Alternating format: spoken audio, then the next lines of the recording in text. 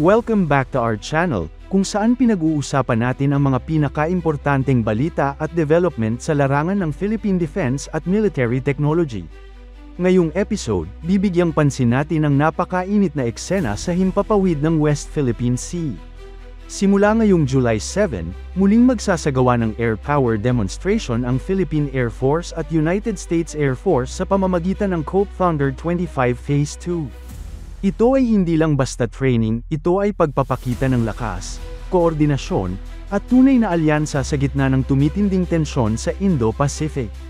Pero bago tayo magsimula, tandaan natin na ang matatag na Pilipinas ay hindi lang nabubuo sa lakas militar, kundi sa maayos na pamahalaan, paglaban sa korupsyon, pagtanggi sa political fanaticism, at pagsugpo sa fake news. Mahalaga yan para sa tunay na seguridad at katatagan ng bansa.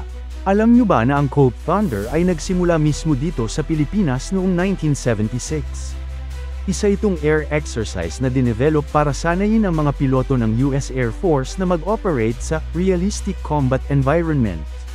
Noong 1992, inilipat ito sa Eielson Air Force Base sa Alaska, at doon na-rebrand bilang Red Flag, Alaska.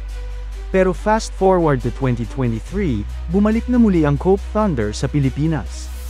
At ngayong 2025, nagbabalik ito sa mas malawak, mas malalim, at mas strategic na anyo, COPE Thunder 25 Phase 2. Layunin nito, pagsasanay sa pagitan ng Philippine Air Force, PAF, at United States Air Force, USAF. Pagtibay ng interoperability, pagpapalakas ng alliance readiness, at higit sa lahat, pagpapakita ng commitment sa Mutual Defense Treaty ng 1951. Ngayong taon, COPE Thunder 25 Phase 2 ay magsisimula ng flight operation sa Basa Air Base sa Pampanga.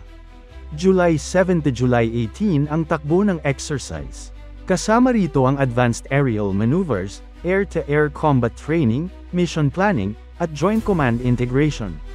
Ang focus ngayong taon, simulated air combat over contested maritime airspace, joint strike operations, at paggamit ng modernong sensors at surveillance platforms.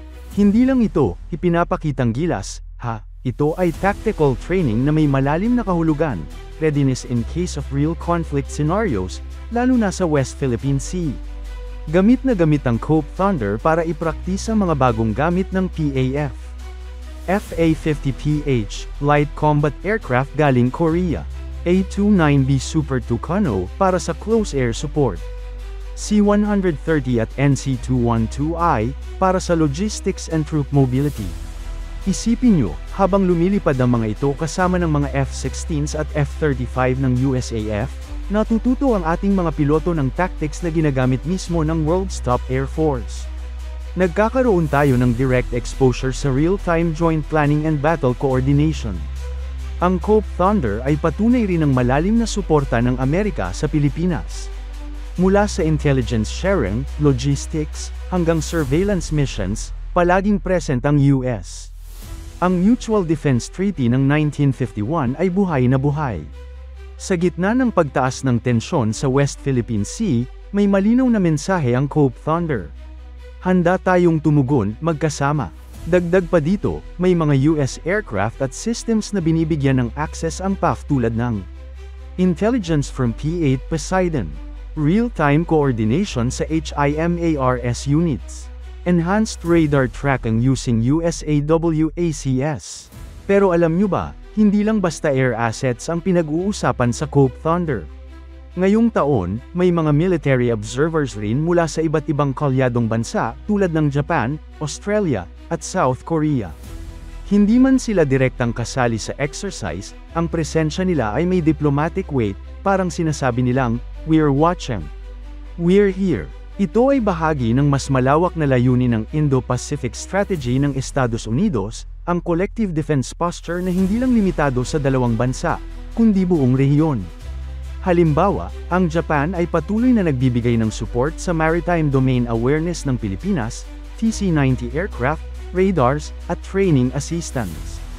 Ang Australia, katuwang natin sa exercise tulad ng Kamandag at Indo-Pacific Endeavour, ay regular nang nagpapadala ng surveillance aircraft sa South China Sea. Ang South Korea, bukod sa pagbebenta ng FA-50, ay nag-e-express ng suporta sa rules-based order sa karagatan. Bukod sa physical na air exercises, may aspeto rin ng cyber defense at information sharing na hindi laging nababanggit sa media. Sa likod ng mga jet at radar systems, may invisible war na nangyayari, electronic warfare, cyber intrusion, satellite tracking. Ang mga ganitong exercise ay opportunity rin para mag-test ng cybersecurity protocols, lalo na sa command and control systems ng magkabilang panig. Habang umiikot ang mga eroplano sa kalangitan, may mga intelligence units sa background na nagmamanman, nagde-decrypt, at nagsisiguro na walang loophole sa digital infrastructure ng operasyon. Sa panahon ngayon, hindi sapat na may missile ka. Dapat protected ka rin sa digital attacks. At isa pang napakahalagang bahagi ng COPE Thunder ay ang Humanitarian and Disaster Response Simulation.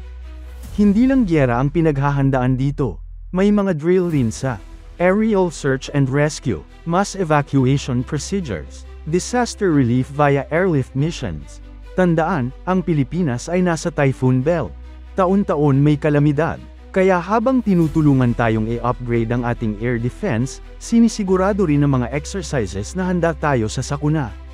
Minsan, ang pinakamahalagang laban ay hindi sa kalaban, kundi sa bagyo, lindol, at sakuna. Dito papasok ang synergy ng C-130s, A-60 Black Hawk helicopters, at disaster-trained airmen ng USAF at PAF.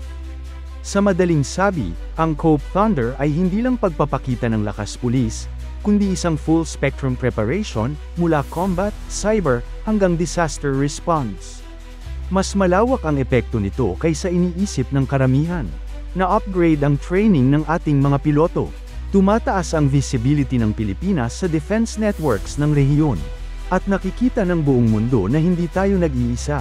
Hindi man direktang binabanggit, malinaw ang mensahe ng COPE Thunder sa mga nanunood sa rehiyon, lalo na sa Beijing. Sa bawat paglipad ng F-16 at FA-50 sa ibabaw ng West Philippine Sea, isang diplomatic and strategic signal ang pinapadala. Hindi kami mag-isa, meron kaming kakampi, at handa kaming magtanggol ng aming teritoryo.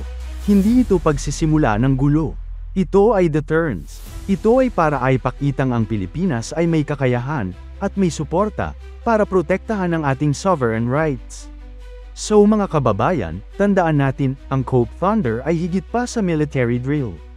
Ito ay pagpapalakas ng kakayahan ng PAF, pagtibay ng alyansa sa Amerika, pagtatanggol sa ating karagatan, at pagpapadala ng malinaw na mensahe sa mundo. Bilang Pilipino, dapat lang tayong maging alerto, informed, at united. Kung gusto nyong lagi kayong updated sa ganitong klase ng balita, huwag kalimutang i-like ang video na ito, mag-subscribe, at i-click ang notification bell. Ito ang PH Malaya, lagi sa serbisyo para sa impormasyon, edukasyon, at pagmamahal sa bayan. Hanggang sa susunod, mabuhay ang Pilipinas!